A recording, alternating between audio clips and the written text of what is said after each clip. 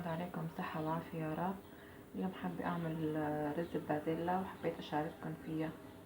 المقادير: 2 كوباية رز، كل كوباية رز تاخد كوباية بازيلا، ملح، فلفل أبيض مع رشة زنجبيل مع رشة هيل صغيرة.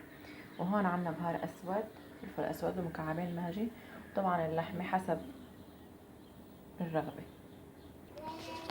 على الغاز نحط معلقة سمنة، شعل النار تحتها لحتى تذوب.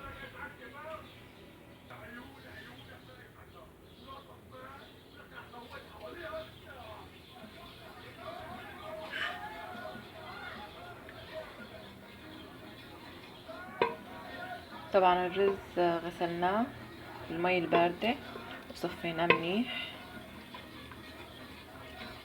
وهلا نسقط الرز على السمنة. هبدأ نكسر البازيلا.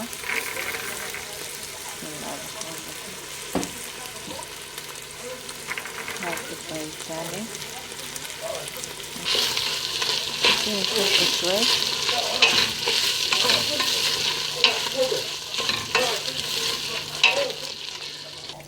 أعزائي نضيف البهارات اللي هي شوية زنجبيل، رشة صغيرة مع بهار أبيض مع رشة هيل.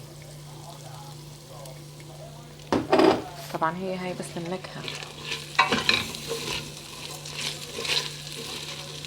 بتعطينا نكهة طيبة. لا ننسى نضيف مكعب الماجي. طبعا أنا حطيت الماجي من دون ما أحط ملح، أنا حطيت 2.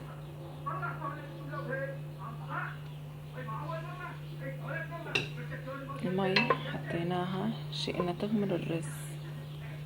كل كوباية رز تاخد كوباية مي، حسب طبعا الرز اللي عندك وحسب انت العيارات تبعيتك. نحركها منيح، نعيفها، نغطيها. باقي نكفي. حطينا اللحمة طبعا وفوق رشة بهار والملح، ونقلب منيح.